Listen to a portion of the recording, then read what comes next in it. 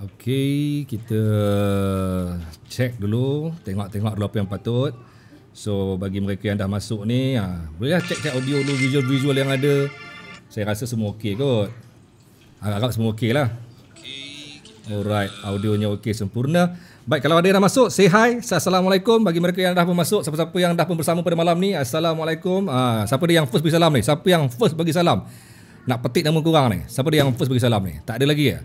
Dah masuk bagi salam dulu. Brian Fernandes, Muhammad Firdaus, Kasim Baba, Kamidah Tan Bicek. Ya, Ramzan Sudin first yang bagi komen. Ramzan Sudin, apa nama Kasim Baba, Waalaikumsalam Kasim. Ya, hello Brian Fernandes, Fadil Jumah, Waalaikumsalam. Bunga Sakura, Waalaikumsalam Bunga Sakura. Ramzan Sudin, Waalaikumsalam. Cik Angah Yan, Waalaikumsalam kembali. Cik Angah Yan, sihat ke? Gigi dah okey ke? Gigi dah okey ke? Muhammad Yusof Abdul Rahman. Siapa lagi ni? Zulfah Mat Saad. Assalamualaikum kembali kepada Ida Saadiah.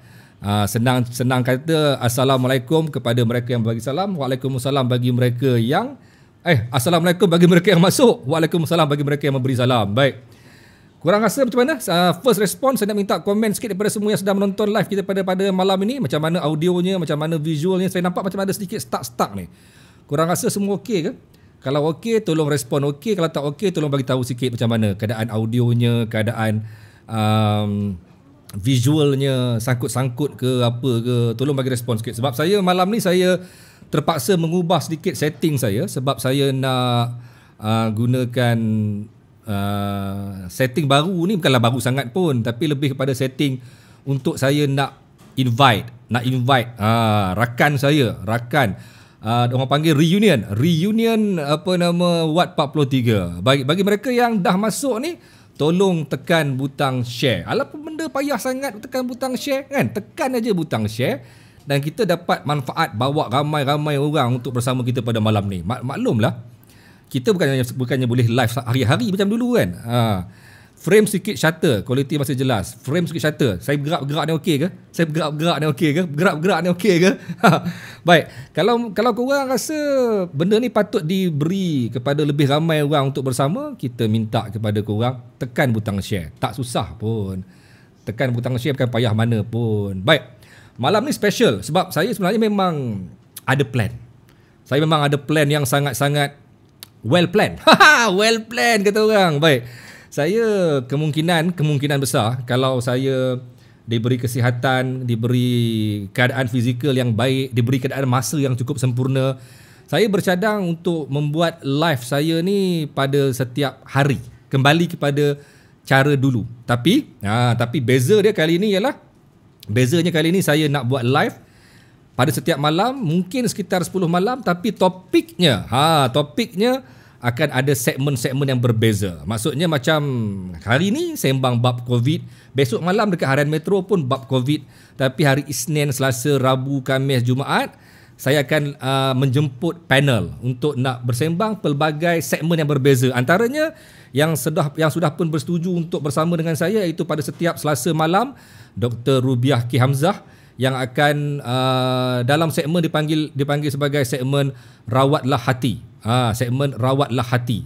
Jadi bukan apa tau, saya rasa enough lah kot. Asyik sembang bab COVID je pun kadang-kadang orang menyampah. Orang kita dah mula tak kisah, dah mula tak peduli, dah mula macam lantak engkau lah COVID. Kan? Sebab dah lama sangat, sejak daripada bulan 3 18 Mac kita dalam PKP, sejak COVID masuk ke Malaysia, sejak Januari, sejak COVID masuk ke dunia kita ni pada bulan 11. Kita dah mula rasa macam penat lah. Dah penat asyik dengar COVID. So saya rasa saya nak ambil pendekatan, nak bawa satu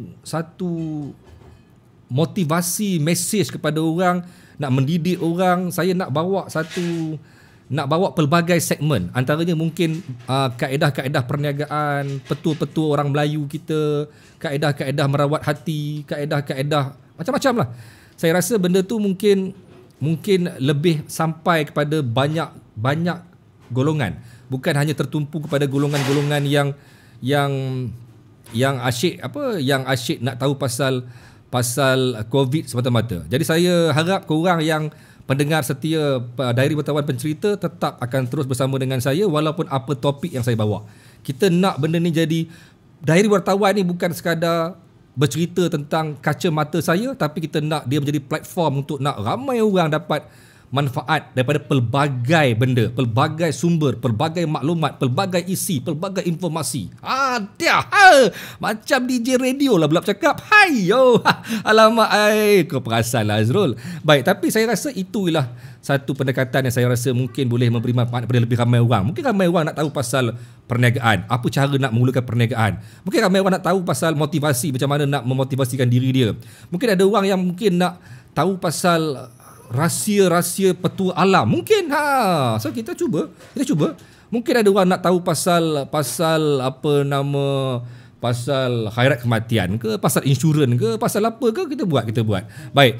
So kita harap benda ni dapat menjadi manfaat kepada ramai orang, dan saya harap korang setia bersama dengan Dari Wartawan Pencerita. Tuan-tuan, hari ni special tuan-tuan. Hari ni special saya menjemput seorang doktor sebenarnya. Ni pun doktor. Penama pelajar perubatan yang baru pulang dari India.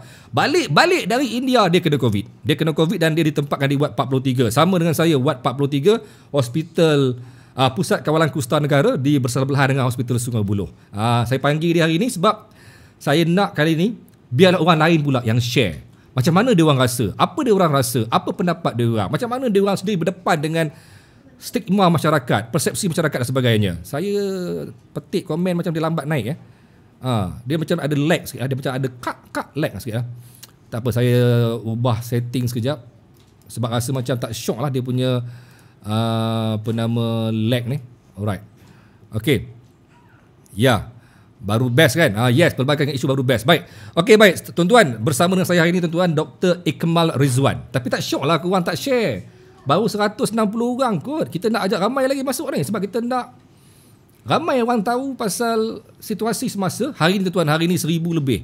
1000 lebih kes yang baru. Kes baru apa nama COVID-19. Saya rasa Malaysia ni dah semakin, saya rasa mungkin dah lepas kot. Dah melepasi, dah potong Singapura kot. Dah potong Singapura kot daripada sudut angka kumulatif, angka total. Walaupun yang pulih hari-hari lebih kurang 1000 lebih juga, ada yang 2000 lebih, tapi still Malaysia ni masih lagi berdepan dalam situasi mencabar sebab kita masih lagi susah nak turun ke angka yang 2 angka, 1 angka dan sebagainya. Jadi tak apa, saya nak jemput Dr. Ikmal Rizwan. Doktor ni tuan-tuan, doktor ni dia daripada India. Dia orang ni ramai, dia orang ni bukan seorang, satu grup balik daripada India. Dia orang kuarantin di hotel. Lepas hari ke-13 nak keluar hotel, kena buat swab test, positif. Naya. Masuk ward COVID di Hospital Bandar Baru Sungai Buloh, ward apa nama Kusta Negara. Tambah lagi hari. Naya dia orang. Baik, saya jemput, saya nak panggil dia kejap. Dia dah ada belum? Kalau dah ada saya panggil dia. Okey, saya papkan dia. Assalamualaikum dulu. Assalamualaikum doktor. Waalaikumsalam warahmatullahi wabarakatuh. Doktor, alhamdulillah sihat doktor. Dr. Ikmal Rizwan. Betul? Dr. Ikmal Rizwan. Betul bang, betul bang. Dr. Ikmal Rizwan, bekas pesakit COVID Ward 43, Hospital Pusat Kawalan Kusta Negara. Kan? Kita ni senasib doktor. Betul. Okey, senasib. Kata orang tu apa nama reunion Ward 43. Reunion bang. Okey, baik. Betul. Alhamdulillah. Ya doktor. Apa pun saya bagi ruang dulu doktor untuk ucapkan salam, salam kenal, kenalkan diri dulu, latar belakang sikit. Siapa doktor, balik dari mana, macam mana, okey? Sedikit info. Baik. Okey, Assalamualaikum warahmatullahi wabarakatuh kepada semua penonton. Terima kasih yang kita kenali sebagai Cikgu COVID kerana dengan penuh budi menjemput saya untuk join malam ni. Dengan secara santai, kita sembang santai alhamdulillah, berbicara sedikit mengenai COVID. Jadi nama diberi Muhammad Ikmal Muhammad Rizwan, boleh panggil Ikmal saja. Saya belajar di India selama 5 tahun mengambil bidang perubatan. Jadi balik dah habis belajar, dah habis final exam, tiba-tiba balik kita sangkut. Kita sendiri kena COVID. So itulah nasib. Doktor balik daripada India Berapa ramai? Berapa ramai tim yang pulang dari India tu? Ada 99 orang bang, satu batch semuanya pelajar akhir tahun, semua final year yang dah complete exam dan sudah menjadi doktor. Sekarang ni menunggu penempatan di hospital bang. Jadi balik-balik itulah kena. Berapa orang kena? Kita ada total dalam 15 orang yang disahkan positif COVID out of 99 orang. Ya. Yang semua yang balik daripada India tu, dia orang ni tak ada buat swab test dekat India ke sebelum balik? Di India tak ada bang. Cuma kita akan kena perlu buat di airport KLIA sewaktu sampai Malaysia. Jadi itu adalah first swab kami lah. Oh, maksudnya first swab di KLIA and then kena kuarantin di hotel and then bila pula yang positif tu? Yang saya out of 15 orang yang positif bang, dalam 11 orang ini adalah positif pada swab pertama, iaitu pada hari pertama. Jadi saya ceritakan sikit, kita sampai di KLIA hari Ahad pagi dan kita duduk di hotel. Kemudian Isnin pagi, satu hari, esok tu saya dapat call. Saya ni orang pertama yang dapat call, bilik hotel lah. Jadi dia call pukul 7 pagi. Okay. Dia call 7 pagi, dia cakap, okey, ini Muhammad Iqmal ke? Okey, sebenarnya saya daripada KKM, doktor ni. Saya nak cakap yang awak unfortunately you are getting positive for COVID. So yang ni adalah untuk swab pertama, dia orang call pada first day sendiri. So yang ni ada 11 orang. Kemudian pada yang negatif ni bang, so kita dah tolak 11 orang ni, tolak ke tepi. Okay. So yang lain ni, dia orang duduk di hotel. Sepatutnya 14 hari lah bang, kuarantin macam biasa. Okay. Jadi sepanjang 14 hari ni, kalau you are negative during the first swab, dia orang akan buat lagi satu swab test abang pada hari ke-8 ke-9. So untuk kali kedua ni dalam 3-4 orang positif lagi. So jadi total dia dalam 15 orang. Itu saya dengar ada yang dah kena kuarantin dekat hotel sampai 8 hari, 10 hari, lepas tu kena pula positif. Allahu Akbar, dia dah duduk hotel 8 hari, 10 hari. Sambung lagi dia punya honeymoon dekat Pusat Kawalan Kustan Negara kan. Jadi malang. Dia orang ni kira lebih malang lah, sebab macam Dr. Iqmal ni kurang-kurang sempat merasa sehari dua je dekat hotel kan. Betul. Ya, betul. Cuma kadang-kadang yang ni orang tak faham bang. Bila saya kena, kita kena sendiri. Kita tengok kawan kita, Allah, dia lagi sakit. Sebab bila kita disahkan positif ni, kalau daripada segi perspektif medical lah bang, kita cakap sikit, dia akan dikuarantin 14 hari daripada tempoh you positif swab. Jadi contohnya kalau tempoh positif swab. Okay. Yes. So contohnya saya positif pada semalam. Okay. Jadi saya akan dikuarantin selama 14 hari daripada tarikh semalam. Okey. Maksud kuarantin ni maksudnya isolasi lah ni dekat ward ni. Betul? Iya, betul. Yes. Bukan kuarantin di hotel tu. Maksudnya selepas isolasi. Okey, isolasi. Okey. Betul bang. Okey. Jadi so jadi yang terus yang second swab positif ni dia sebenarnya lagi rugilah bang. Sebab kita dah spend 7 hari di hotel, dah ingat kita negatif, tiba-tiba you dapat call hari ke-8 cakap you positif. So kita lagilah, member-member saya yang kena bang memang agak sedih lah kisah diorang. So bagi kita ada hikmah lah semua yang jadi bang. Dr. Iqbal kena duduk tengah sikit, ke sebelah kiri sikit. Okey. Muka dah hilang. Okey, baik. Jadi maksudnya yang 4-5 orang ni yang kena positif second swab ni, dia orang dah duduk 8 hari ke 10 hari dekat hotel. So dia orang sambung lagi lebih kurang 10 hari macam tu lah dekat apa nama hospital, betul? Betul bang. Betul bang. Malang. Yes. Malang nasib dia orang. Sedih. Sedih. Apa bang? Okey, tapi doktor, ini yang mungkin orang kita pelik, orang kita tak faham. Mungkin doktor boleh explain sikit. Macam mana first swab dia negatif tapi tiba-tiba second swab dia boleh kena positif? Apa sebenarnya yang buatkan dia boleh kena positif second swab tu? Macam mana pula? Macam mana tu? Okey. Jadi pertama sekali bang, kita share sikit mengenai COVID ni. Kenapa kita perlu kuarantin 14 hari? Saya kena menceritakan ni dulu untuk bagi semua orang faham. Alright. So kenapa kita KKM letakkan kalau you positif COVID, you kena duduk isolasi selama 14 hari. Kenapa tak lebih? Yes. Kan? So jadi 14 hari adalah tempoh infectivity.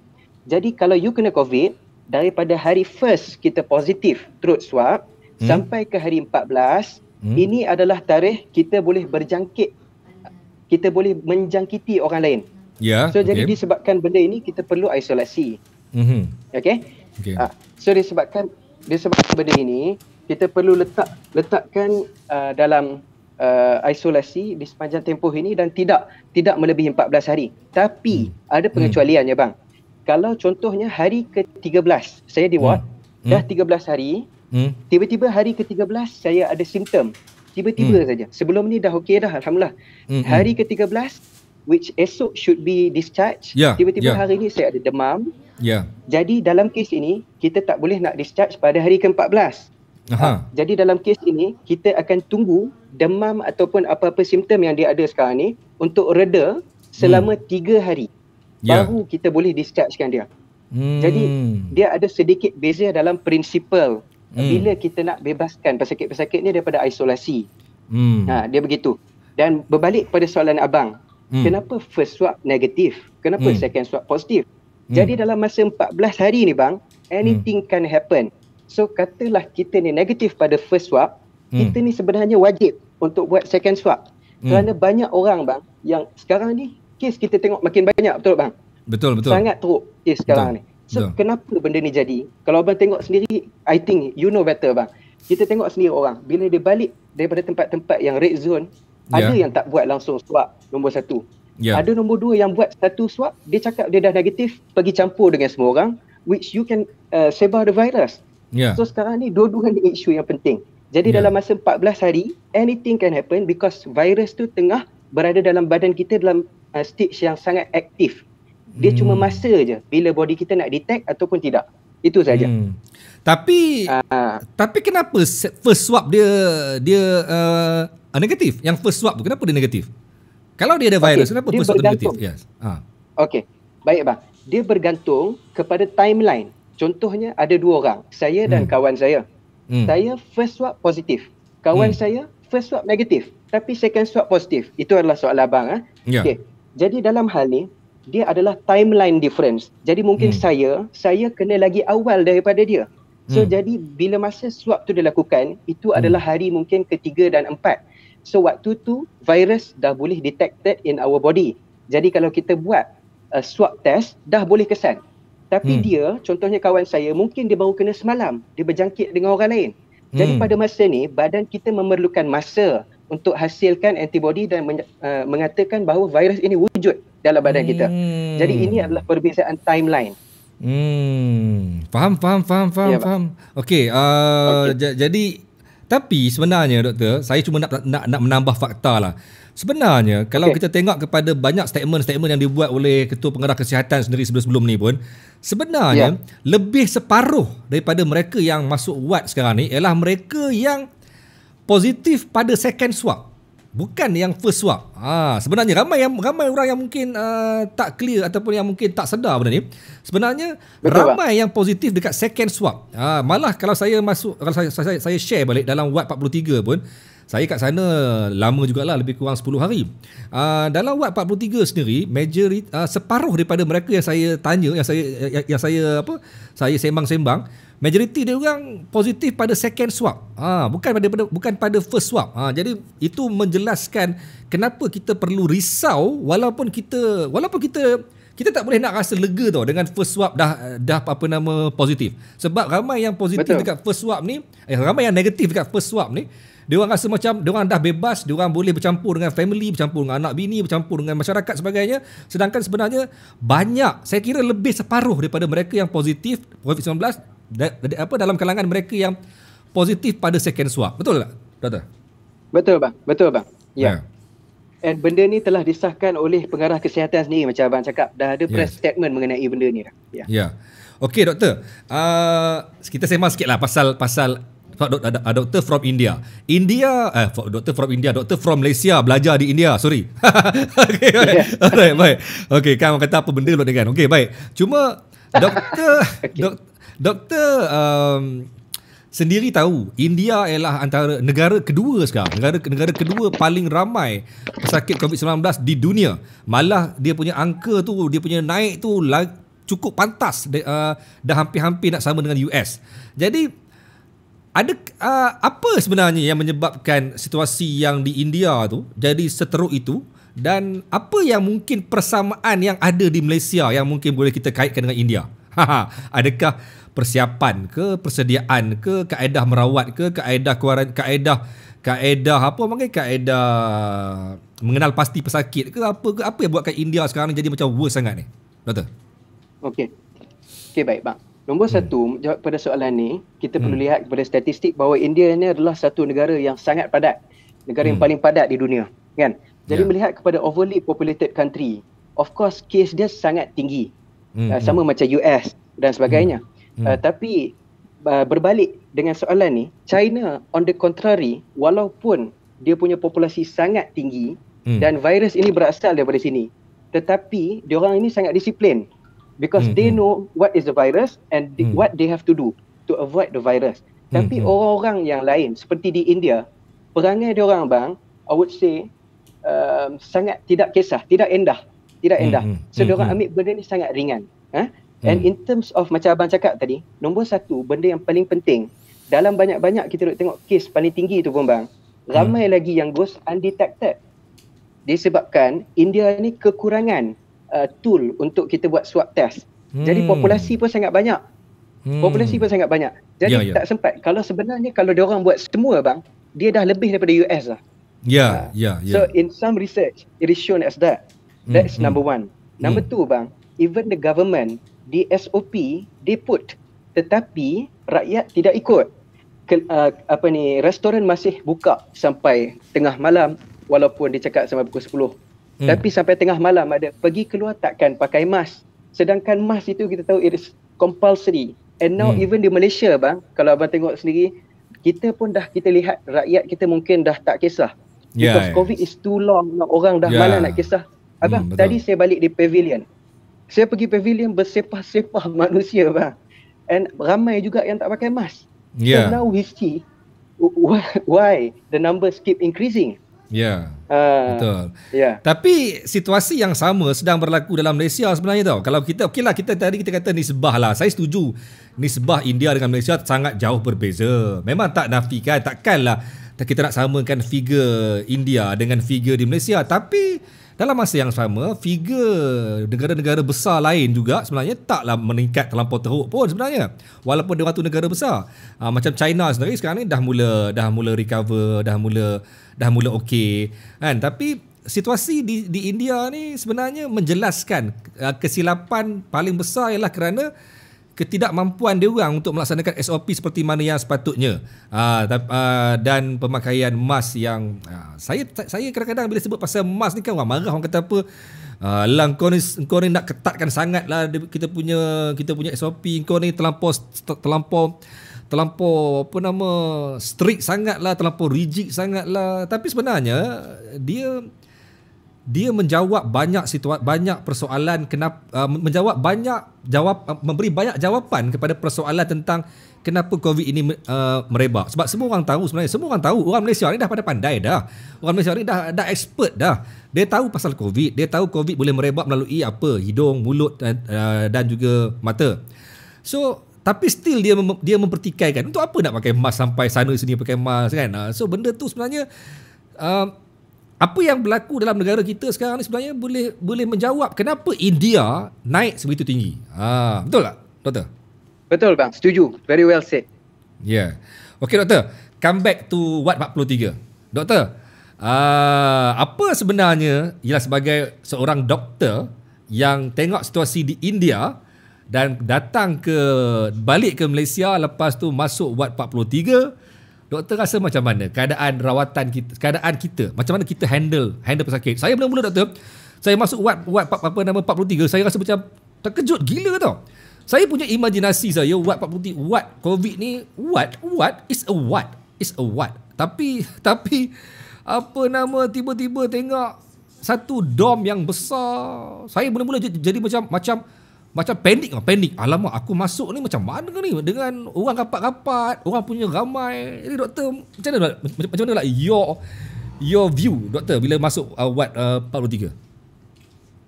Okay. Bagus bang soalan abang. Actually daripada 15 orang pelajar-pelajar medical student yang baru habis belajar ni, doktor-doktor ni yang kena positif, kami sendiri pun sewaktu berada di dalam ward, kami sendiri cakap pasal benda ni bang. So it's everyday question that we question, betul ke apa yang sedang diorang buat ni? Kenapa diorang letak kita dalam dom?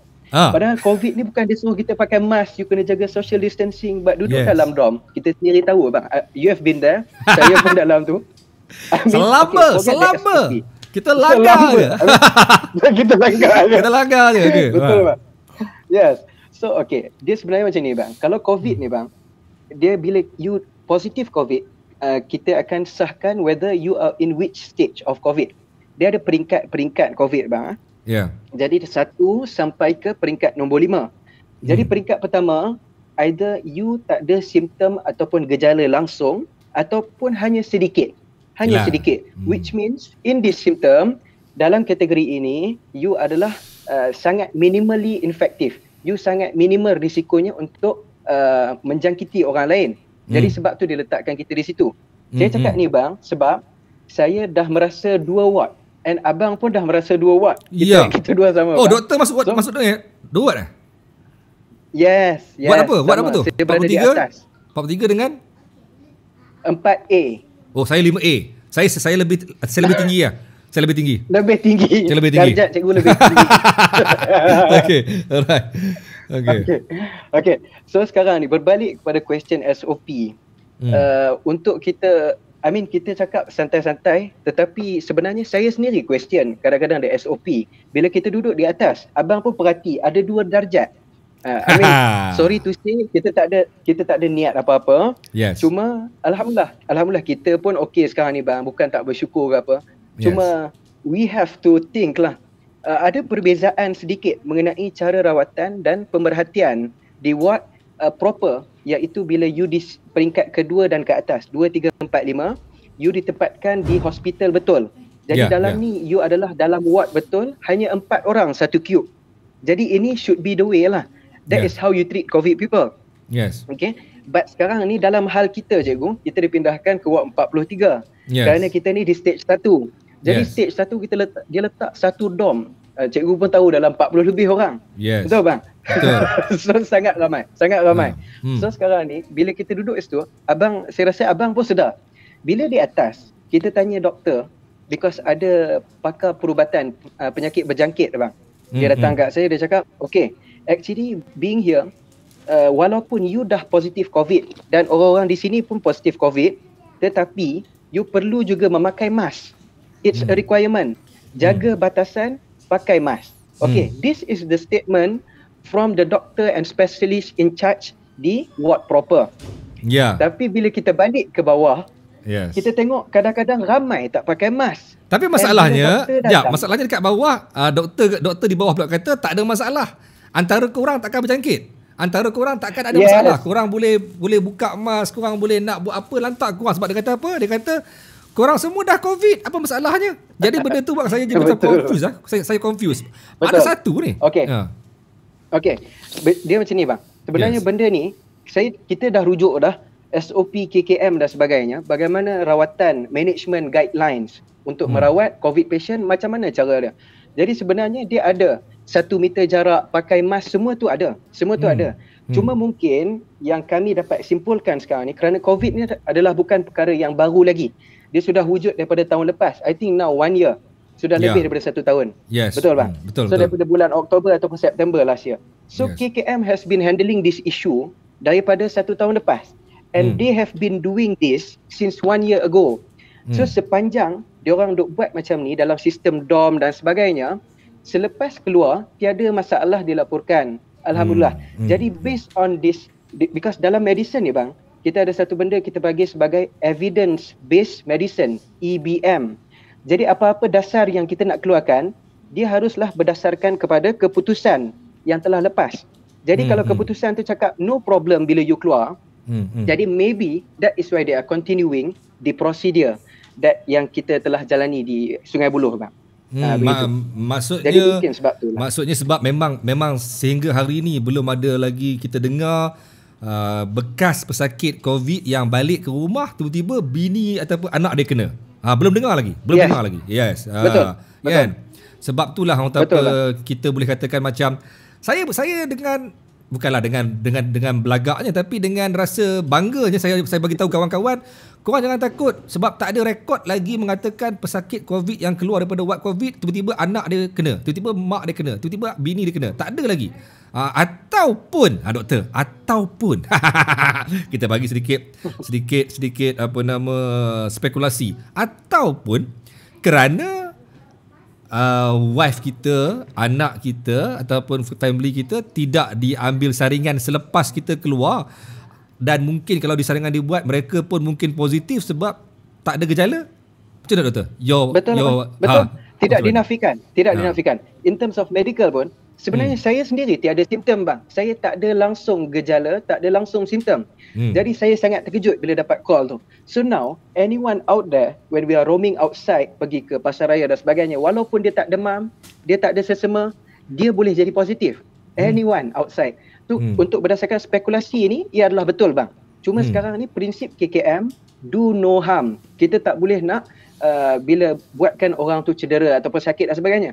Jadi kalau tak ada gejala, mungkin dia orang ambil sebagai tiada kes. Itu saja. Sebab sekarang ini kita dah di stage case control. Kita bukan lagi di stage untuk halang COVID. Kita case control sebab kes dah terlampau banyak. Jadi SOP-nya pun sudah berbeza. Dia begitu. Okey. Masuk wad 43, saya kira doktor pun saya untuk makluman semua, doktor ni senior saya. Dia senior sebab doktor masuk saya masuk wad hari ni, dia dah keluar semalam. So maksudnya dia tu saya punya senior lah. Cuma walaupun senior tapi still cara kami dalam wad tu sama. Wad 43 ni sama. Dia hantar nasi yang sama, dia hantar pakai polystyrene yang sama, dia tak ada hidang-hidang, hantar pakai polystyrene, sembayang di surau yang sama, lepak makan di pantry belakang yang sama, lepak dekat luar taman kecil tu pun sama, gunakan toilet yang sama. Jadi saya kira tak ada beza. Cuma doktor kita rasa macam mana? Kita rasa macam saya bila saya first day, second day lah saya duduk dekat wad 43, saya dah mula rasa macam selamat gila. Walaupun saya tahu dalam tu ada 40 orang pesakit COVID, 40 lebih orang yang semuanya datang daripada pelbagai latar belakang yang berbeza, daripada Sabah, daripada kluster itu, kluster ini, doktor daripada India. Jadi tapi kita rasa macam selamat gila. Kita rasa macam tak ada masalah pun nak bersembang dengan dia orang, nak buka emas, pergi solat pun rapat-rapat soft sebagainya. Jadi macam mana cakap dia tidak apabila kita berada dalam komuniti kita tu, kita rasa secure. Tapi bila kita balik keluar daripada wad 43, kita bersama dengan masyarakat, kita dah mula rasa macam unsecure balik. Dah mula rasa macam unsecure. Betul. Apa pendapat doktor? Saya setuju. Okey. Sekarang ni bang, berdasarkan benda ini, saya ada 2 poin bang. Nombor satu adalah dalam medicine abang, untuk kita merawat pesakit, nombor satu, seorang doktor perlulah merawat pesakit itu dengan management yang diperlukan. Contohnya memberi ubat dan sebagainya. Yang kedua, moral support. Jadi benda ni ramai sebenarnya, even dalam KKM saya akui ramai daripada frontliners kita, diorang sangat bagus tetapi diorang tak erti nak tunjukkan that moral support. Dan benda ini adalah sangat crucial. Bila kita duduk dalam wad 43 bang, kita ada 40 lebih orang. Semua ni kita support each other, kita sembang dengan orang. So benda ni membuatkan kita emotionally healthy. Bila kita emotionally healthy, banyak sistem yang akan ubah. Hormon-hormon dalam badan akan diproduce dan menzahirkan rasa-rasa yang sangat baik kepada badan kita. Efek-efek yang bagus. Itu pertama. So itu adalah sebab. Kedua, bila kita balik, saya setuju dengan abang. Bila kita balik, kita dah tak ada dalam wad 43, kita mula rasa insecure, tak selamat dan sebagainya. Benda ni abang, kadang-kadang masyarakat dia tidak faham. Bukan semua orang yang kena COVID ni, kita tak ikut SOP. Kadang-kadang kita ni mangsa keadaan. So it's very unfair for you to say semua orang COVID ni, kamu ni memang pembawa masalah kepada Malaysia. It's very unfair. Jadi ini adalah satu statement yang sekarang ni saya tengok menjadi trend. Bila dia kena, bila dia kena COVID. Kalau abang tengok ada di social media sekarang ni, ada seorang tu kena COVID dan housemate dia halau dia daripada rumah. Kalau abang tengok. Allah. Yes. Saya ada follow, nanti mungkin kita boleh share link abang. Okay, alright. So ini adalah lagi satu kes, contoh-contoh yang benda yang dah jadi yang sangat mengecewakan. Whenever someone has got COVID, this is not the way. Kita should encourage him, because COVID ni, walaupun sekarang ni Malaysia sangat takut dengan COVID, tapi fakta yang perlu kita tahu, ini diberitahu oleh pakar perubatan berjangkit Sungai Buloh, dia cakap dengan saya, COVID is actually not so dangerous, not as dangerous as dengue. Demam dengue itu jauh lagi bahaya. Kalau kena demam dengue, you boleh mati terus. Kalau COVID ni dia ada stage-stage dia, agak lambat. Cuma dia adalah sangat senang untuk berjangkit. You cakap sikit, orang tu dah dapat. You cakap sikit, orang tu dah dapat. So there is mass panicking. Tolonglah aku tak nak COVID, aku tak nak COVID. It's like that. So benda macam ni. So bila kita duduk di luar dan kemudian masyarakat, abang sendiri tengok dalam grup 43 kita, kawan-kawan kita ada yang kena boycott dengan masyarakat. It's very disappointing to see. And alhamdulillah kita ada abang, cikgu COVID kita untuk sedarkan masyarakat dengan benda ni. And of course, please kita seru kepada semua penonton untuk terus share mengenai info-info mengenai COVID ini.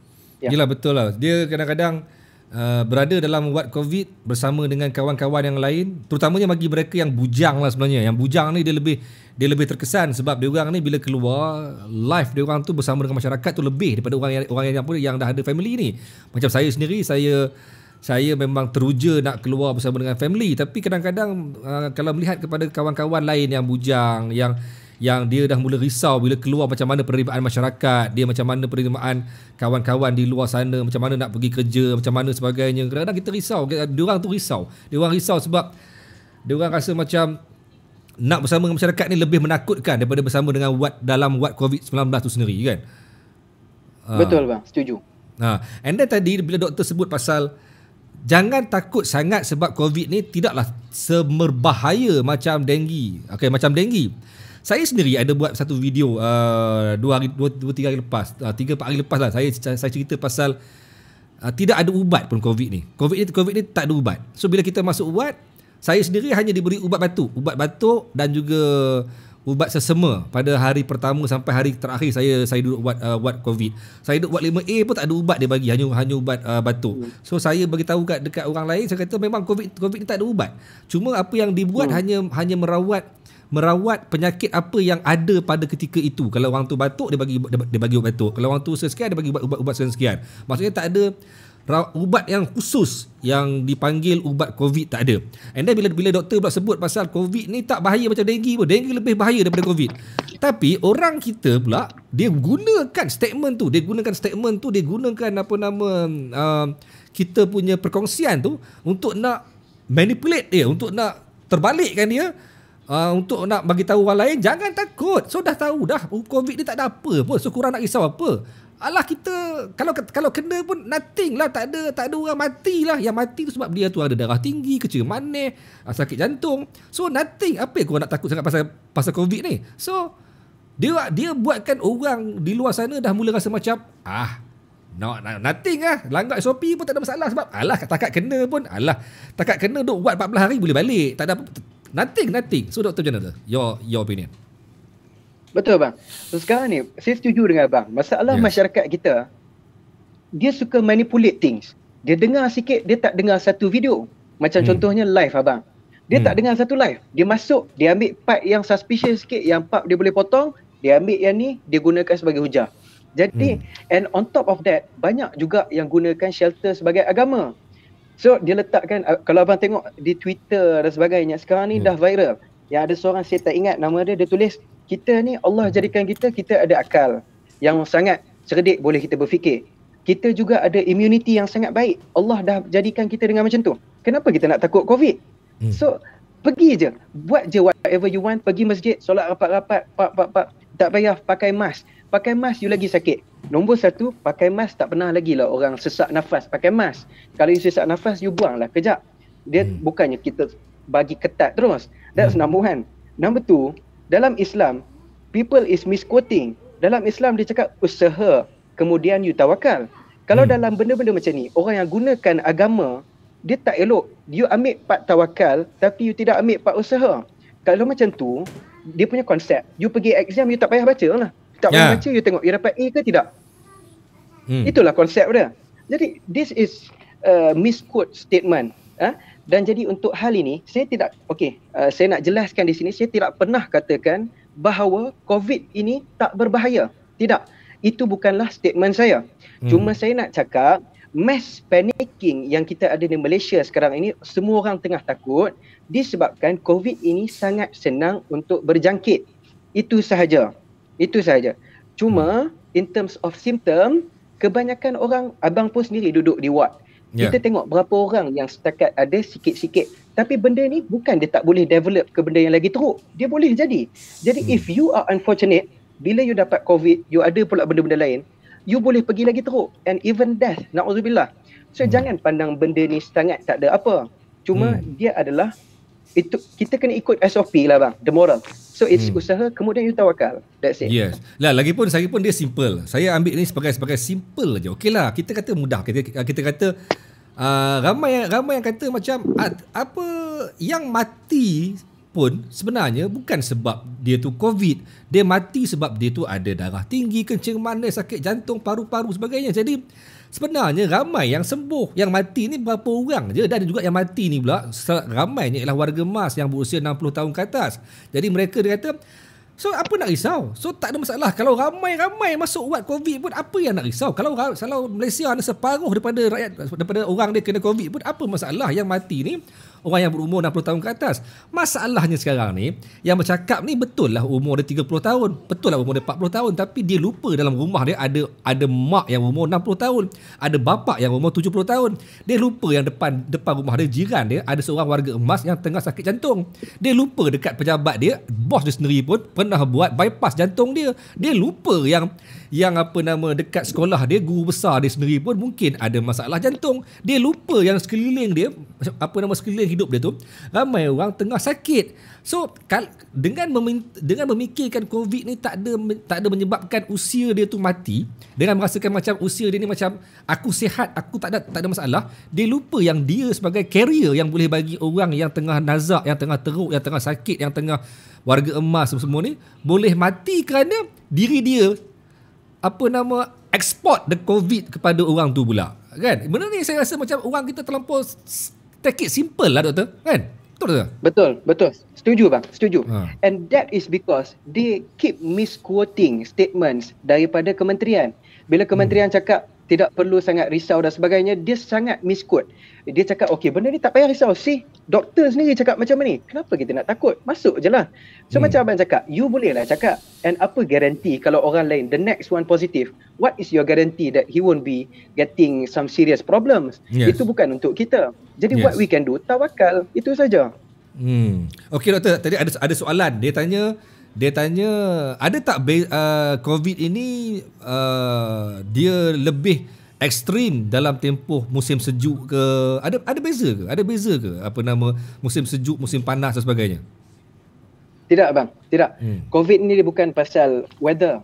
Cuma kadang-kadang ada sebahagian orang kaitkan dengan cuaca di musim sejuk. Kadang-kadang orang yang ada asma, bila ada asma, dia lagi teruk di musim sejuk. Kerana asma ni bila you sejuk, itu adalah you punya trigger untuk you dapat sesak nafas. Okay? So once you ada asma, tiba-tiba you dapat COVID, so dia lagi teruk. So dia jadi bergabung lah COVID and asma. So this is why some people, they say bila musim sejuk lagi bahaya. Sebenarnya tidak pun. COVID ini dia spread through droplets, through air, itu saja, bukan weather. Itu statement yang tidak betul lah bang. Yelah, kalau nak ikutnya banyak lagi negara-negara lain yang tengah salji sekarang ni kan. yang tengah salji lagi sejuk kan. Okey. Kalau macam tu Iceland matilah semua orang. Kan. Okey, saya petik ni. Ajoy Wawa ni. Betul, sedangkan sembahyang jarak-jarak adalah usaha untuk menghindar dari potensi penyakit. Okey, dia bagi pendapat. Baik. Okey. Doktor. Cuma doktor, sekarang ni lately lah doktor. Kita tengok kan. Kes COVID semakin meningkat. So orang kita kata kes meningkat sebab banyaknya saringan dibuat. Sebabkan saringan banyak dibuat lah, maka banyak kes-kes baru yang kita tengok sekarang ni. Yelah, kalau kita buat test dekat 10 orang, result dia taklah sebanyak test dekat 100 orang. Kita setuju benda tu. Tapi sekarang ni orang menyalahkan orang kata, okeylah, disebabkan banyak swab test dibuat, kerana itulah banyak result yang dapat kita tengok hari-hari. So mereka mengatakan ini pendekatan yang salah. Patutnya tak payahlah buat banyak-banyak. Kita relax, cool, tenang. So adakah pendekatan yang KKM buat dengan membuat banyak saringan, benda yang betul ataupun benda yang trigger the problem? Macam mana tu? Okey. Sekarang ni betul bang. Okey, saya faham soalan tu. Jadi benda yang management guidelines which is done by KKM now adalah perkara yang sangat tepat. Kerana kita dah cakap yang COVID ni, walaupun dia kadang-kadang you asymptom, tak ada gejala, cuma dia ada peringkat. Peringkat. Kita tak boleh, sebagai seorang manusia, itu bukan kuasa kita untuk tentukan, okay, you akan kena COVID, you akan ada simptom. You tak ada simptom. Itu bukan kuasa kita. Jadi to avoid this, semua orang yang berisiko, contohnya baru balik daripada Sabah hari tu, contohnya, cikgu, Sabah, red zone.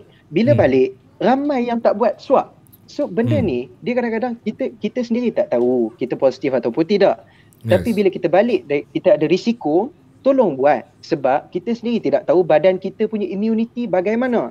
Lain orang, lain immunity. Ini juga faktor yang menentukan sama ada kita ada simptom ataupun tidak. Jadi a healthy lifestyle dan sebagainya, insyaAllah kita dapat melawan virus ni dengan sedikit lah. So jadi benda ni adalah satu pendekatan yang baik. Sebab kalau KKM, nombor satu, of course, the main thing is to reduce the case. Tetapi apa guna kita reducekan number of case dengan tidak buat saringan, so case turun, tetapi ramai silent carriers.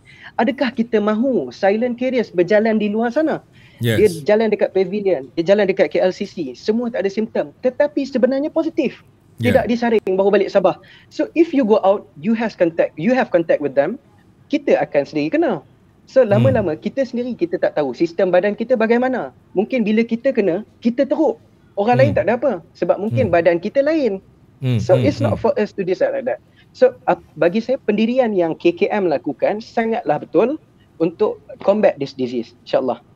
Ya, saya agree sebenarnya. Macam mana tahu, bila kita duduk dalam ward 43 doktor, kita tahu adanya dua jenis rawatan. Satunya ward 43 ataupun Pusat Kawalan Kusta Negara. Itu bukan rawatan, itu isolasi. Yang kedua kita panggil sebagai ward rawatan di Hospital Sungai Buloh, ward 4A, ward 5A, itu ward rawatan. So bila kita tahu kementerian meletakkan dua kaedah, isolasi dengan rawatan. So bila kita tahu benda tu, sebenarnya benda tu lebih jelas. Bila orang faham, bila orang hadam pasal dua benda ni, dia akan lebih jelas dan lebih terbuka. Kenapa ramai-ramai diisolasi dan kenapa pula ada yang dirawatan, dan kenapa benda ni asyik, dan kenapa kerajaan terus-menerus mencari lagi mereka yang positif walaupun mereka ni tak ada gejala, walaupun mereka ni sihat walafiat, mereka ni boleh bebas sana sini, mereka ni okey, tapi diorang ni ada COVID. Kenapa kerajaan cari orang-orang macam ni? Sebab kerana itulah ada dua stage, iaitu isolasi dengan rawatan. Sebab isolasi clear cut, tapi kita risau yang isolasi punya group ni boleh menjangkiti kepada orang yang memerlukan rawatan. Maksudnya, okey, saya ni dalam kategori isolasi. Saya ni ialah pesakit COVID yang sihat. Saya mungkin boleh menjangkiti mak saya yang berisiko untuk kena dalam wad rawatan. Jadi sebenarnya saya setuju sangat dengan pendekatan cari seramai mungkin mereka yang ada COVID walaupun dia tu sihat, supaya mereka ni dapat diasingkan dan mereka ni tidak menjangkiti kepada orang yang mungkin akan possibility masuk ke rawatan, masuk ke stage 3, stage 4, stage 5 mungkin. Jadi benda tu kena faham, bukan sengaja kita nak pegang, nak simpan orang yang ada yang sihat duduk dalam tempat isolasi, tapi kerana masalahnya tak nak mereka ni menjangkiti orang lain yang mungkin berisiko tinggi untuk diletak ke wad rawatan yang lebih berisiko tinggi. Itu point dia. Betul? Betul bang, betul, very well said. Kan? And then doktor, satu lagi, kalau ni saya sendiri pun kadang-kadang saya susah nak menjawab persoalan saya sendiri. Walaupun saya ada jawapan, tapi saya payah nak menjawab kepada diri sendiri. Contohnya, kita tahu wad 43, 40 lebih orang, bukan 43 je. Itu hanya satu wad. Ada lagi 43, 47, 52, 53, banyak lagi ni. So saya ambil kira mungkin ratusan orang dalam PKKN ataupun tempat isolasi. Kita tahu yang kita semua sebenarnya tak perlukan rawatan. Kami semua dalam ward 43 tak perlukan apa-apa rawatan. Kami hanya diletakkan di situ dan diberi makan, minum. Lepas tu diambil BP dan selepas cukup tempoh 14 hari boleh balik. Okey. Kami tahu, kami sedar yang kalau kami ni duduk di rumah pun kami akan sihat sendiri. Kami tahu selepas 14 hari kami akan sihat sendiri. Kami tahu selepas tempoh mungkin 12 hari, mungkin 10 hari kami akan dah sihat dah. Kami boleh memang tak sakit. Sebab dalam ward 43 berapa ramai yang tak ada apa pun, yang siap boleh berlari-lari lagi. Jadi mereka ni sebenarnya macam kami juga tahu yang kami ni boleh lepak di rumah apa sebenarnya. Tapi persoalan dia, kenapa kami tak dibenarkan lepak di rumah diam-diam aja? Letak gelang diam-diam, jangan bagi keluar rumah. Pandai-pandai duduk di rumah diam-diam, jangan pergi mana-mana sampai engkau tempoh habis 14 hari, engkau dah habis kau punya tempoh tu, engkau dah sihat sendiri. Kenapa tak dibuat begitu, Doktor? Okey. Sekarang ni diletakkan kita di ward isolasi. Bila di ward isolasi, ini adalah semuanya telah positif COVID confirm. Okay, confirm you disahkan menghidapi COVID positif. Okay, so sekarang ni bila dalam ni dia akan letakkan kita, macam tadi saya cakap, dia akan letakkan kita di stage 1, 2, 3, 4, 5 dan di ward 43 semuanya di stage 1. Okay, jadi dalam hal ini sebenarnya kalau ikut SOP, I mean we have to talk in terms of the real SOP yang KKM sedang ikut. Okay, dan kemudian baru kita cakap mengenai pelaksanaan yang kita sendiri tahu abang, pelaksanaannya tidak seperti apa yang SOP letakkan. It should be the way. Okay, so dalam hal ini kalau kita letak sakit positif COVID macam saya, abang dan sebagainya, kita tak duduk di Sungai Buloh, kita duduk di rumah. These people, diorang belum sah positif COVID and they have no risk. Diorang ni tak ada risiko pun. Kenapa kita nak pergi susahkan orang yang langsung tak ada risiko dan memang tak ada apa-apa gejala, tak ada simptom, tak ada risk? Kenapa kita nak letakkan dia dalam risk untuk dapat COVID? So now we are getting third party involved. Dan benda ni sangat tidak betul. Jadi sebabkan itu, KKM letakkan kita di satu ward isolasi, semua orang ni satu stage. Kita boleh letakkan semua orang yang dalam satu stage dalam tempat yang sama. Bukannya stage yang lain. Kita positif COVID, tak bolehlah campur dengan keluarga yang negatif COVID. Dia orang belum sah dan tak tahu lagi. So that's the principle behind, bang. Tapi doktor, orang kita ni pelik, doktor. Orang kita ni pelik gila. Orang kita ni, bak kata orang tu bukan diberi betih nak peha. Orang kita ni tak pernah katanya bersetuju dengan itu dan ini. Orang kita ni asyik ada benda yang tak kena. Bila kerajaan ataupun bila KKM isolasikan, kumpulkan, asingkan ramai-ramai orang dalam ward COVID, dia orang kata kenapa tak letak di rumah je, kan senang. Banyak negara letak di rumah je. Banyak negara simpan di rumah, jangan bagi dia orang keluar rumah. Settle. Simple like that. Tapi bila dia orang dengar ada orang yang kena COVID tapi lambat dibawa, dia orang marah pula. Ini kerajaan kenapa kementerian kenapa lambat, kenapa biarkan dia orang lama-lama di rumah, kenapa terlambat bertindak. Marah pula.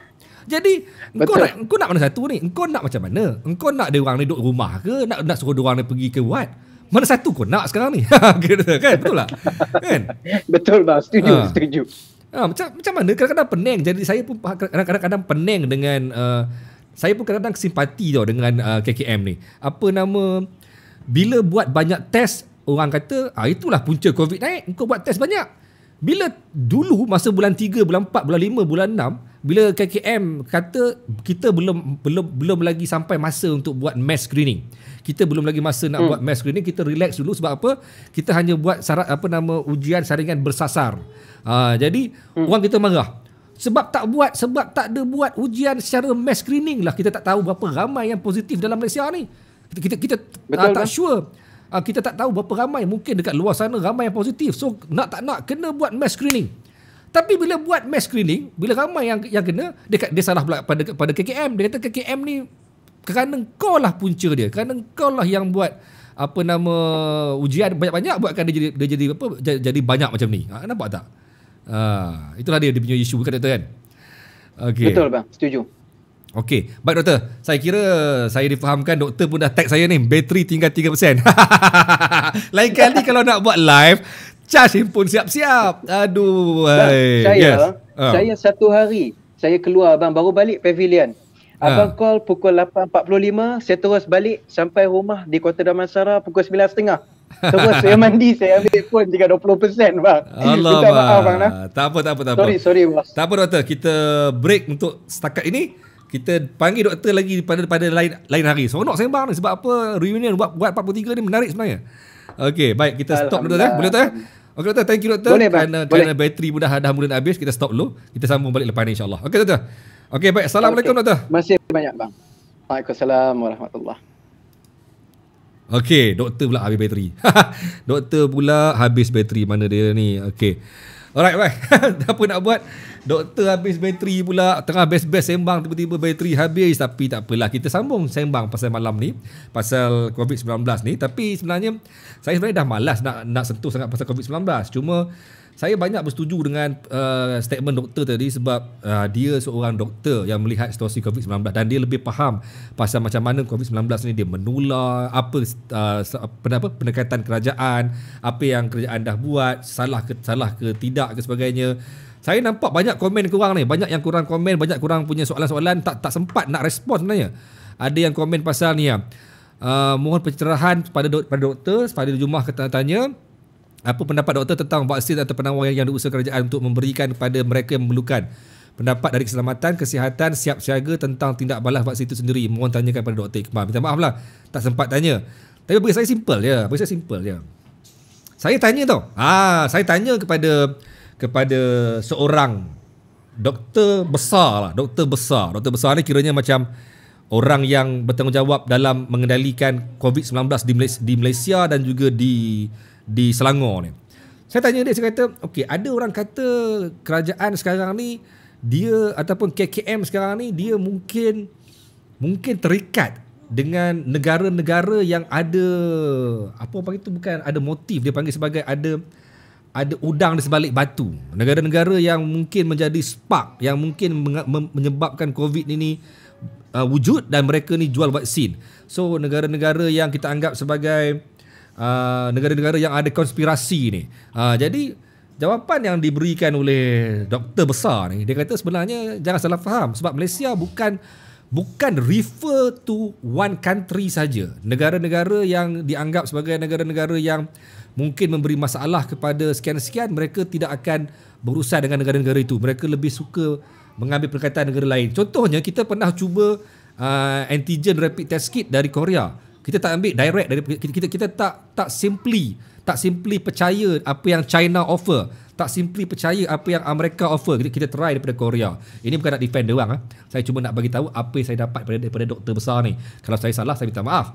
Okey, baik. Saya kira mungkin korang puas hati kau dapat dengar daripada daripada Dr. Iqbal tentang perkongsian tadi. Saya kira banyak sebenarnya yang saya kira menarik yang dia kongsikan. Cuma bagi saya tak puas. Banyak lagi sebenarnya yang kita nak dia kongsikan. Banyak lagi yang saya nak dia bagi tahu kita tentang pendapat seorang doktor sendiri ni. Ini bukannya saya call dengan orang-orang biasa basher ke tak. Ini doktor perubatan sebenarnya yang baru balik pada India. Dia belum lagi diposting kan, belum lagi ditempatkan di mana-mana, tapi dia ada dia punya view sendiri yang saya kira penting untuk orang semua, untuk korang semua. Baik, tuan-tuan, jom kita sembang sikit pasal benda lain. Kita dapat tahu semua orang tengah happy sekarang, semua orang tengah seronok sekarang. Ya ke seronok? Ada korang dapat keluarkan KWSP akaun 1 8 juta orang boleh keluarkan akaun 1 KWSP. Seronok ke? Saya nak tanya balik korang faham ke tidak terma-terma yang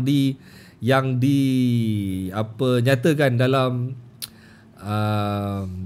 pengumuman untuk pengeluaran KWSP. Korang faham tak terma tu? Dalam grup Diary Wartawan Pencerita, dalam grup Telegram bergaduh. Bukan bergaduh sebab apa? Bergaduh sebab ada yang tak faham. Ada yang kata, tak, boleh keluar semua boleh keluar, semua orang boleh keluar, semua orang layak mengeluarkan duit dia. Ada yang siap kata, korang dengar balik betul-betul, dengar balik apa yang Tengku Zafrul sebut. boleh keluar, semua boleh keluar. Korang tak faham sebenarnya ni. Korang tak faham ni. Korang tak faham. Korang belum faham sebenarnya. Sebenarnya yang boleh keluar akaun satu tu, yang boleh keluar yang okey, sekejap Cikgu, adakah kita terlalu risau tentang COVID-19 dengan adanya vaksin tak lama lagi? Adakah kita tidak lagi terlalu risau? Siapa kata tak risau? Siapa kata tak risau? Dia masih lagi dalam keadaan yang merisaukan. Angka masih banyak. Vaksin is not... Saya sambung sekejap benda ni. KWSP hold kejap. Vaksin is only one part. Vaksin is only one part. Vaksin ialah kaedah mencegah. Tapi tak semestinya boleh menghalang orang tu kena COVID. Dan sebenarnya, kajian untuk vaksin bukan sekadar simply dengar je ada negara yang buat, boleh ambil, boleh beli. Not simple like that. Sebenarnya, kajian untuk apa sahaja rawatan yang nak diberikan dalam negara bukan simple dengar dan beli. Tuan-tuan, saya sendiri baru saja dikunjungi oleh pegawai perubatan daripada Pusat Penyelidikan Perubatan. Dia panggil sebagai Institute of Medical Research ataupun IMR. Dr. Rafiza dan Dr. Masita Arif. Dua orang ni datang jumpa saya pada 3 hari lepas. Dia orang kata nak ambil darah saya untuk nak buat kajian sejauh mana antibody saya ni boleh bertahan. Jadi dia ambil ujian. Saya ingatkan dia ambil ujian tu sekali, dah okey dah. Tapi sebenarnya tuan-tuan, sebenarnya dia ada 3 ujian. Maksudnya, dia orang akan jumpa saya sebanyak 3 kali. Mula-mula dia jumpa saya 3 hari lepas, iaitu pada hari yang selepas 2 bulan saya kena COVID. And then, dia orang akan jumpa saya lagi pada hari yang ke-200 saya kena COVID. Hari yang ke-200. Bila tu? Lambat lagi ni. Hari yang ke-200. Lepas tu, dia orang akan jumpa lagi pada hari yang ke-400. Atau sehingga hari yang ke-600. Kata mereka, saya ni akan termaktub di bawah ujian mereka sehingga 2022. Sehingga pertengahan ataupun bulan 9, bulan 10 tahun 2022 baru saya selesai menjalani ujian untuk memastikan antibody saya betul-betul support. Maksudnya dia nak tengok selepas 3 bulan adakah saya punya antibody masih lagi kuat untuk protect diri saya. And then apa jadi selepas tahun? Adakah antibody saya masih kuat untuk nak protect diri saya? And then selepas 2 tahun, adakah antibody saya kuat untuk protect diri saya? Dia orang sampai ke tahap nak tengok apa yang jadi kepada pesakit COVID selepas tahun setengah, selepas 2 tahun. Bermaksud ujian ataupun kajian tentang sesuatu penyakit bukan sekadar simply dengar dan beli, dengar dan ambil, dengar dan buat. Tak, tuan-tuan. Nak tengok antibody pun dia orang kena buat ujian selama 3 bulan. Selama 2 tahun. Selama 2 tahun. Nak buat kajian tentang ni saja dah ambil masa sampai hampir 2 tahun. Dia kata kat sini dia orang akan ambil darah saya sebanyak 5 ml setiap kali dia orang datang hanya untuk cek antibody saya tahap mana. Jadi saya menjawab kembali kepada soalan pasal vaksin tadi. Saya percaya not simple like that. Bukan semudah seperti apa yang dikata. Ada je dengar dan ambil. Malaysia akan pastikan dia akan kaji sejauh mana benda tu berkesan ke, perlu ke tak perlu ke, perlu diwajibkan ke apa ke. Saya tak rasa benda ni simple macam semudah bicara kata. Bahasa kau. Okay, baik tuan-tuan. Okay, come back to KWSP. Okay, korang kena faham. Ada beberapa kalau korang dengar balik dia punya statement Tengku Zafrul, dia sebut apa? Dia kata walaupun ucapan dia diiringi dengan ketukan meja. Semua orang ketut meja. Oh, sonok. Tapi sebenarnya dalam ketukan meja tu terganggu dengan statement lain yang mengatakan bahawa mereka yang layak ialah mereka yang terjejas pendapatan. Terjejas maksudnya ada kehilangan pendapatan, bukan bertambah perbelanjaan. Saya duk fight benda ni, saya duk lawan, duk bersuara pasal benda ni dalam saya punya live sebelum-sebelum ni, dalam saya punya statement-statement sebelum ni. Saya bersuara benda yang sama, iaitu terjejas pendapatan sebenarnya patut dilihat kepada pelbagai aspek, bukan hanya pendapatan tapi juga penambahan perbelanjaan. Bila bertambah perbelanjaan, maksudnya berkuranglah apa yang ada dalam pendapatan. Pendapatan mesti seimbang dengan perbelanjaan. Apabila perbelanjaan tinggi, pendapatan rendah pun tak stabil ataupun tak seimbang. Ataupun pendapatan rendah, pendapatan tinggi, perbelanjaan rendah, okeylah kan. Tapi masalahnya lately, apa yang berlaku dalam negara ketika tempoh PKP ni, ketika semua orang berdepan dengan PKP ni, perbelanjaan meningkat. Korang percaya tak? Korang setuju tak bahawa perbelanjaan meningkat? Sebab apa ya? Sebab saya dah sebut dalam saya punya live sebelum ni. Sebab orang duduk rumah dia kena berbelanja tinggi. Sebab kalau sebelum ini anak-anak pergi sekolah, korang kata anak-anak pergi sekolah, duit belanja diberikan. Lepas tu bila korang mami punya Dory skin. Okey tak? Okey, alright. Oh, salah. Okey. Bila anak-anak pergi sekolah, kena bagi duit belanja. Tapi korang kena ingat tau. Apabila persekolahan dibuka, apabila kita pergi kerja, kita pergi office, kita pergi kerja sebagainya, time itu perbelanjaan kita banyaknya tertumpu kepada belanja harian yang melibatkan kos makan, minum dan sebagainya. Tapi benda itu sebenarnya tidak sebesar dengan tinggal di rumah. Makan kena bagi juga, makan kena beli juga, betul tak? Kan, kos barang makan kena beli juga. Tapi yang bertambah ialah kos bil utility akan naik. Sebab apa? Aircon buka selalu. Lepas tu TV, kipas semuanya dibuka dengan keadaan yang maksimum.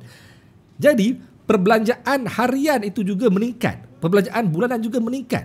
Tapi masalahnya, mereka yang duduk dalam kategori yang ini, mereka ni mungkin tak terjejas diorang punya pendapatan. Mereka mungkin orang rasa tengok payslip, nothing happen.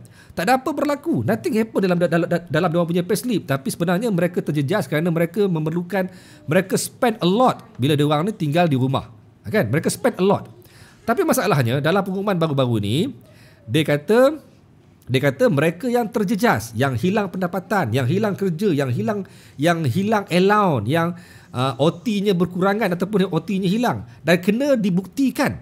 Korang kena faham ya, kena ada pembuktian. Bukan simply kata saya terjejas. No, kena ada pembuktian. Sama ada payslip, sama ada penyata bank, sama ada tak sure. Semua orang belum sure dalam bagaimana mereka nak lihat pasal nak klasifikasikan ataupun nak kelaskan kepada terjejas ni, ataupun buktinya macam mana. Jadi dalam soal ini sebenarnya saya berpendapat bahawa benda ini masih lagi tidak begitu menggembirakan ramai orang. Tuan-tuan, 8 juta daripada 14.6 juta pencarum. Korang ingat pencarum total dalam Malaysia ada 14.65 juta. 14.56 juta pencarum overall dalam Malaysia, dengan 7.98 juta ialah pencarum aktif. Maksudnya lebih kurang 8 juta lah, lebih kurang 8 juta pencarum aktif. Yang aktif ni termasuk yang orang kaya-kaya ni, yang diorang yang memang high end punya, memang high level punya income. 8 juta. Yang lagi 6.5 juta lagi mereka yang tak aktif, mereka yang dulu jangan balik-balik, nampak nanti dalam live kan. Okey. Mereka yang dulu pernah kerja swasta tapi sekarang masuk kerja kerajaan, so EPF dia orang dah tak aktif lagi. Mereka dah tak ada lagi terlibat dengan skim KWSP, tapi mereka pernah mencarum.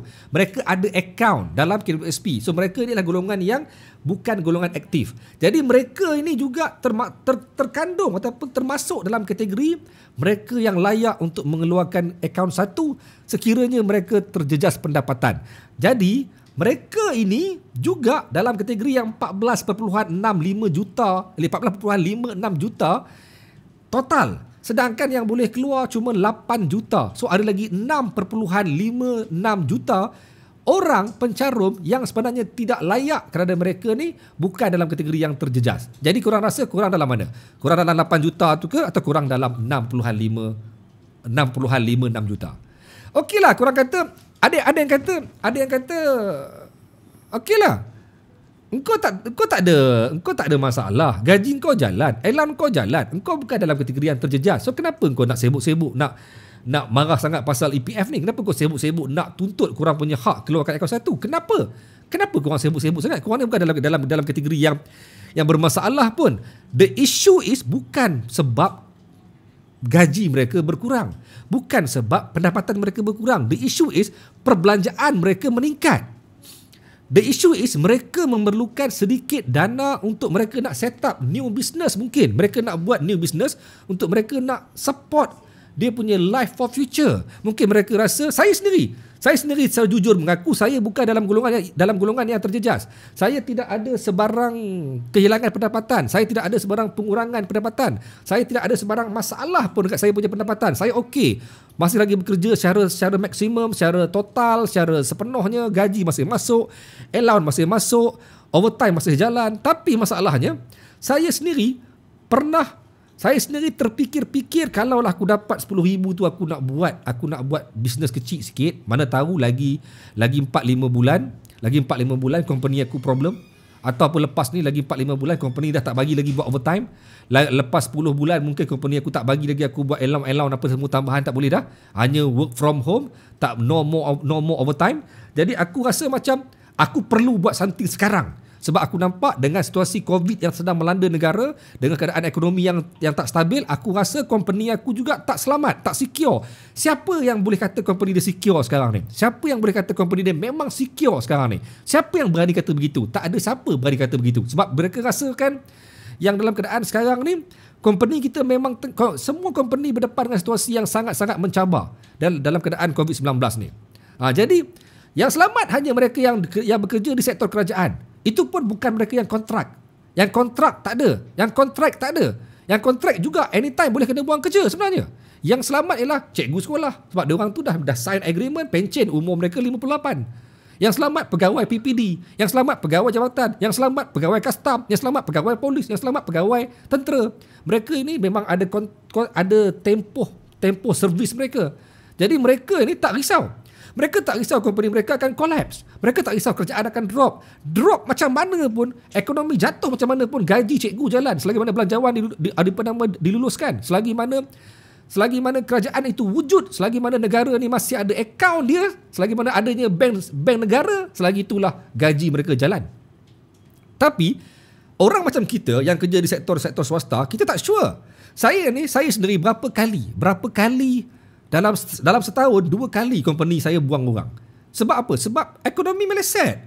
Company tak boleh survive macam 10 tahun dulu, macam 20 tahun dulu, yang mana ketika itu berita harian dijual sebanyak 200,000 naskah sehari. Satu hari 200,000 naskah. Sekarang ni nak dapat jual 10,000 pun kadang-kadang payah. Macam mana? Jadi melihat kepada graf company yang macam tu, saya kena ada planning untuk my future. Saya kena buat something untuk nak insurance myself. So kalaulah benda tu berlaku seperti apa yang saya risaukan, kan? Mungkin saya ada backup dengan saya punya business. That's why saya memerlukan bantuan dana dari segi modal untuk saya nak buat something. Bukan bantuan, I need my own money. I need my own money. Saya bukan minta duit orang. I need my own money. Kan? Betul cikgu, perbelanjaan meningkat bila work from home ni, duduk rumah makan banyak. Betul. Nawawi, berapa ramai yang gemuk duduk rumah. Okey. Kan? Okey, cikgu ada kelibat belakang cikgu seram. Siapa tu? Anak saya. Orang dah kata main dah bagi nampak juga belakang saya. Biarlah dia. Okey. 8 bulan tak ada income, industri sukan air kena tutup. Itu kategori Nisa Rahman, kategori yang terjejas, boleh keluarkan duit daripada akaun 1. Okeylah. Tapi macam mereka yang bermasalah, yang tidak ada kemampuan dari segi, yang tidak ada, bukan, yang bagi mereka yang tidak terjejas dalam konteks pendapatan, payslip dia clear, bersih, tak ada pengurangan. Orang macam ni dia perlu juga sebenarnya. Kenapa tak dibuka aja semua and then terpulang pada pemilik akaun untuk decide aku nak keluar ke tidak? And then kenapa kelompok yang terjejas marah sangat kepada mereka yang tak terjejas. Kenapa yang kelompok yang grup A ni, yang mana yang dapat keluar duit ni, diorang kata, kenapa yang korang sibuk-sibuk? Korang ni bukannya kategori yang teruk. Korang ni okey, gaji korang jalan. Kami yang kesian sebenarnya. Kenapa nak sibuk dengan duit orang? Kenapa korang dapat keluar? Janganlah sibuk nak menegakkan ataupun nak fight supaya orang yang tak boleh keluar ni jangan bagi keluar. Kenapa? Tu duit aku lah, bukan duit engkau. Kan? Suka hati aku lah, aku nak fight untuk diri aku. Tapi bukan tu soal dia. Soalnya sekarang ni, engkau kata kami ni bukan golongan terjejas. Kau kata cikgu okey. Cikgu okey. Cikgu nak risau apa cikgu? Cikgu nak risau apa? Cikgu bukan dalam golongan yang terjejas. Engkau tahu ke aku okey? Engkau tahu ke aku ni okey, cukup makan, cukup semua belanja, cukup semua keperluan. Engkau tahu ke engkau siapa? Engkau ada pegang buku bank aku ke? Engkau ada tengok aku punya akaun masuk keluar ke? Tak ada. So jangan pandang T20 sebagai golongan yang memang selamat. M40 golongan yang selamat. Hanya B40 yang teruk. Tak. Siapa yang tahu M40 macam mana keadaan dia? Siapa yang tahu T20 macam mana keadaan dia? Yang cukup makan, yang boleh survive, yang duit banyak, yang bisnes dia sampai anak bini, sampai ke cucu cicit semua cukup. Okay, fine. Diorang pun takkan keluar. Diorang pun tak akan keluarkan duit diorang. Diorang pun akan simpan. Percayalah. Yang nak keluar memang golongan-golongan yang sangat-sangat memerlukan. That's why saya cukup tak bersetuju apabila masih lagi ada terma terkesan. Sebab terkesan ni dia terlalu subjektif sebenarnya. Tak boleh hanya tengok kepada payslip. Tak boleh hanya tengok kepada bukti-bukti nyata. Dia kena adakah KWSP sanggup nak menilai, nak melihat, nak interview daripada A to Z. Engkau beli apa semalam? Engkau beli apa minggu lepas? Bak sini bil-bil kau beli. Mananya bil-bil utility? Bak sini kau punya bil elektrik. Bak sini kau punya bil air. Bak sini kau punya bil telefon, bil internet. Kau nak tengok sampai tahap tu ke? Tak ada, saya rasa. Takkan mampu dia orang nak cek sampai ke tahap tu. Akhirnya dia orang akan buat, bak sini bukti kau berkurang pendapatan. Itu je yang mungkin dia orang mampu buat. Masalahnya sekarang, satu lagi masalah ni ialah, okey, kita menggalakkan, okey? No, jap. Baik. Masalahnya ialah kita nak bagi duit kepada golongan terjejas. Untuk tujuan mungkin diorang tu boleh expand diorang punya life. Boleh buat bisnes sebagainya. Boleh buat apa-apalah dengan duit diorang tu. Dalam masa yang sama, diorang ni nak menggalakkan kami yang tak dapat keluarkan akaun satu ni untuk nak support the economy. Beli barang-barang golongan-golongan yang terkesan. Beli kerepek Mak Enon. Beli keropok lekor Pak Tam. Beli bla bla bla bla. Beli supaya kita dapat support IKS, support industri, support pekerja goreng pisang tepi jalan, support itu dan ini. Masalahnya, golongan-golongan yang dikatakan tidak terjejas macam saya ni, kadang-kadang berkira-kira nak beli barang. Kadang-kadang rasa macam tak sanggup nak beli barang kerana apa? Saya tahu saya punya kemampuan kewangan untuk membeli pun tak begitu kuat kerana saya ada komitmen yang saya kena penuhi. Nampak tak? Sedangkan kalaulah dia orang bagi kepada seberapa ramai orang, semua orang layak keluarkan duit dia sendiri tu, duit sendiri. Layak keluarkan duit sendiri daripada KWSP, layak mengeluarkan duit sendiri dia tu, sekurang-kurangnya dia boleh membantu dalam masa 3-4 bulan membantu ekonomi mereka yang terjejas juga. Dengan membeli goreng pisang Makcik Kiah, dengan membeli keropok lekor Pak Tam, dengan membeli bla bla bla bla. Sebab dia ada kemampuan kewangan yang dalam tempoh 3-4 bulan dapat nak memangkin balik ekonomi mereka yang terjejas. Faham tak faham? Tak tahulah sejauh mana korang faham. Saya faham. Sebab saya sendiri yang buat statement. Okey, baik. Adik saya diberhentikan. Adik ipar pun kontrak tak dapat sambung.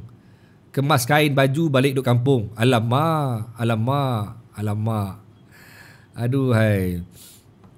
Sekarang ni semua pun terjejas. Tak kira lah kerja ke tak. Semua pun masing-masing ada tanggungan. Bila tak kira ada golongan apa ni, Masing-masing ada masalah yang perlukan duit sendiri. Betul. Jangan simply pandang, oh kau tak ada, kau okey, kau okey. Tak. Kau okey, kau okey. Tak. Okey tuan-tuan. Saya kira untuk malam ni, saya dah lebih kurang hampir sejam setengah saya bercakap. Tekak kering, bukan kering, tekak jadi macam melekit. Melekit sebab kopi apa hari ni apa ni? Dolgano hari ni lama tak kena Dolgano.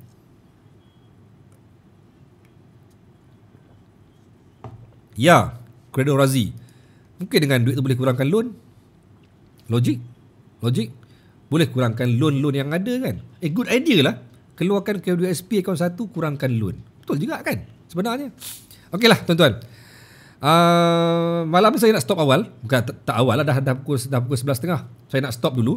Tapi malam besok, jangan lupa temu janji kita. Malam besok seperti biasa, saya ada buat live pukul 9.30 malam dekat page Harian Metro malam besok. Tapi sebelum saya stop ni, saya nak tunjuk 2-3 barang, 2-3 benda.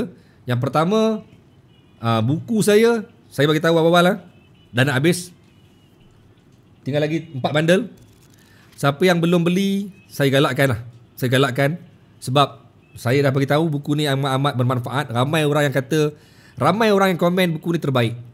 Bukan saya komen, ramai orang komen. Segala komen-komen dia orang saya anggap sebagai komen-komen yang membina, sebab bagi saya buku ni memang manfaat kepada ramai orang. Siapa yang belum beli sila dapatkan buku ni. InsyaAllah saya jamin korang tak menyesal. Saya yakin korang tak menyesal. Saya yakin korang berpuas hati dengan buku ni, sebab buku ni lengkap dengan segala pembuktian pasal COVID-19. And then yang kedua, nampak ni? Tada! Baju pencerita dari wartawan edisi khas yang hanya dikeluarkan untuk bulan 11 dan 12 saja. Lepas tu tak ada ulang cetak. Baju ini tidak akan dikeluarkan lagi. Baju ni dia ada pencerita dari wartawan, tepi dia ada 12533 nombor kod saya. Kalau tak nak nombor kod dia pun boleh buat pilihan, nak tak nak tak apa. Color gold, dan di belakang ada pencerita. And then baju ni memang seriously baju limited edition yang saya keluarkan hanya sebab ramai orang tanya, cikgu baju bila nak buat lagi? Bila aku buat tak nak pula. Bila aku buat tak pula korang tanya. Bila aku buat korang diam. Baik. Saya buka baju ni untuk order sebab baju ni memang saya beritahu awal, baju ni limited edition, takkan dibuat lagi. Saya janji baju edisi khas tidak akan dibuat lagi selepas tempohnya tamat, iaitu pada pertengahan bulan 12 ni tamat tempoh pembelian. Lepas tu tak ada dah. No more. Baju ni hanya sesuai untuk mereka yang badan slim macam saya. Sebab dia cuma ada XS sampai triple XL. Siapa yang dalam saiz tu sila beli. Kalau korang support pencerita dari wartawan, kalau support tak support tu support lah. Tak support tu support lah. Okay. Macam mana nak order? Dekat live ni, dekat live ni ada tajuk kan dekat atas nanti. Dekat atas tu dia punya description. Ada link dia. Ada link untuk nak beli baju, ada link untuk beli buku. Korang boleh masuk link tu dan korang boleh jom support lah. Kalau kau support, saya pun nak juga dapatkan sedikit dana saya. Nak support, nak bayar bil internet ni. bil internet nak buat live ni. Tuan-tuan, insyaAllah selepas selesai saya dealing dengan semua pakar-pakar panel ni, saya akan buat live hari-hari live, insyaAllah. Setiap 10 malam, hari-hari, tentang pelbagai segmen. Yang pastinya hari Selasa bersama dengan Dr. Rubiah K. Hamzah, segmen dia segmen rawatlah hati. Segmen rawatlah hati. Sedap segmen tu. Okay.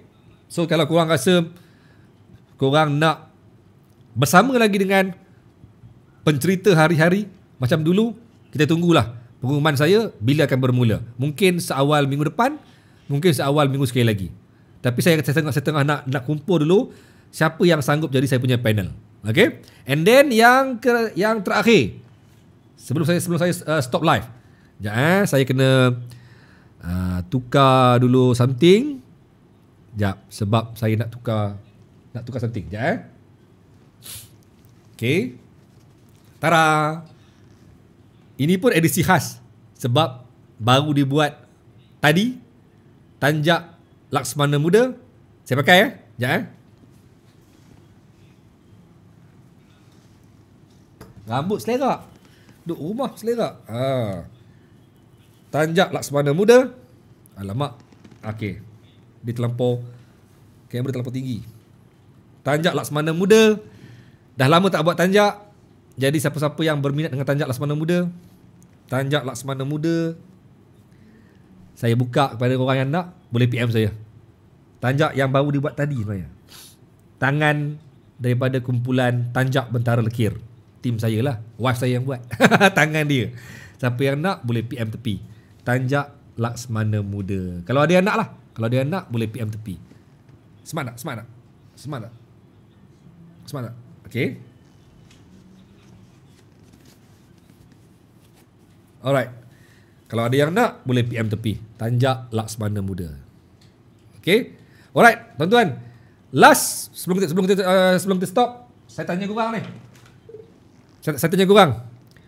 Sila type ya ataupun okey. Bukan okey lah. Type ya.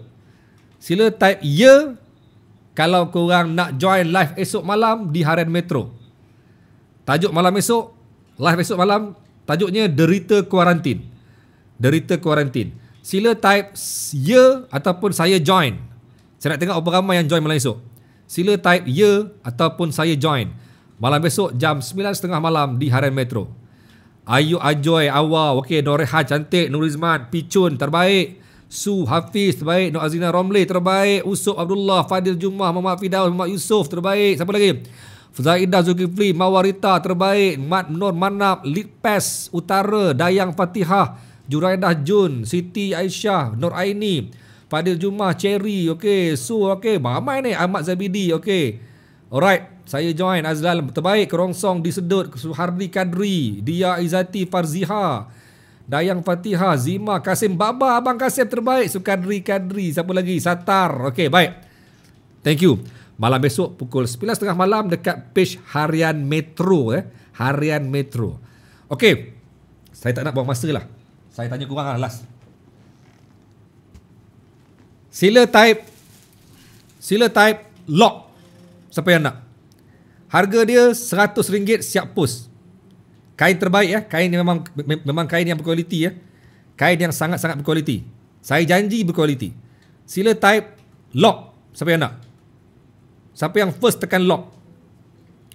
Siapa yang first tekan lock? Saya nak baca ni. Saya tengah baca. Siapa yang first tekan lock? Siapa yang first tekan lock? LOCK. Harga dia RM100 termasuk post. Laksmana Muda. Tak ada ke? Saya bagi masa 10 saat. Siapa yang tekan lock? 10, 9, 8, 7. Okey, Satar Syaz lock. Abang Satar, saya akan PM Abang Satar dan saya akan uruskan untuk Abang Satar dapatkan Tanjak Laksmana Muda ni. Abang Satar orang pertama tekan lock. Okey, thank you Abang Satar. Abang Satar pemilik Tanjak Laksmana Muda, Tanjak Bentara Lekir. Okey, thank you Abang Satar. Okey, sebelum tutup, satu lagi soalan terakhir. Sonok pula baca-baca macam ni kan. Sonok pula. 180 orang. Sila type saya bagi mereka yang nak dapatkan baju pencerita ni. Sila type saya. Siapa yang nak dapatkan baju ni, baju pencerita. Siapa yang nak beli baju ni? Sila type saya. Sila type saya. Siapa yang confirm nak beli baju pencerita? Zaini, thank you. Siapa lagi? Nur Azlina, Zaidi, thank you. Saya akan PM seorang-seorang lepas ni. Saya akan PM korang yang type saya ni. Ejat, thank you. Fadil Jummah, terbaik. Nur Dahlia, terbaik. Saya akan PM seorang-seorang lepas ni. Siapa yang type saya ni? Siapa lagi? Mawarita, thank you. Lagi, siapa lagi yang type saya? Zima Aziz, thank you. Syazriha Abdul Hanif, thank you. Murahkan rezeki ABF Adi, thank you. Sapini Safari, thank you. Siapa lagi support? Muhammad Hisham, thank you. Dayang Fatihah, thank you. Fadil Jummah, terbaik, thank you. Fauzi Abdul Razak, thank you. Dia Izati, terbaik. Lain siapa lagi? Harga dia RM30 bagi yang lengan pendek, lengan 3/4 RM35. Ni lengan 3/4. Lengan pendek RM30. Azmi Clement, thank you. Siapa lagi? Ada lagi. 10 second. 10. 9. Ini kain cotton. Saya tak suka dah pakai kain jersey. Tak best. Cotton lagi best. Cotton nampak lebih, saya rasa cotton lebih sedap pakai. Lebih nampak kelas. Saya lagi suka pakai cotton sekarang. Dulu suka pakai kain jersey, sekarang cotton lagi best. Cotton lagi sedap. Nisa Rahman, buku okey. Angkat tangan. Ni kalau yang 3/4 lah. Yang pendek-pendek lah. Okey, Amir Fawaz, thank you. Abang Satar, thank you. Okey. Dah ramai kata saya tu, jangan buat kurang lepas ni, diam lah. Okeylah, baik. Nur Aini, thank you Nur Aini. Maimunah Ayub, thank you. Alright, baik. Dah lah cukup. Banyak pula saya punya thank you ni. Okeylah, baik. So, kita berjumpa lagi tuan-tuan. Ramai lagi. Abang Kasim, thank you. Abang Kasim kata nak beli buku. Kata nak ambil buku. Abang Kasim Baba ala Kasim. Kata nak ambil buku. Dah lama tunggu ni. Okeylah, baik tuan-tuan. Dah mula mengarut. Okey, kita jumpa minggu depan lah. Jumpa esok malam jam 9.30 malam. Topik dia derita kuarantin. Jumpa lagi tuan-tuan. Assalamualaikum dan jumpa lagi. Bye-bye dan salam pencerita. Thank you semua kerana terus support dari wartawan pencerita. Tengok saiz. Ni saiz L. Saya pakai sama je. L, baju lain pun sama dengan L baju ni. Sama-sama. Bye-bye dan jumpa lagi dan jumpa lagi.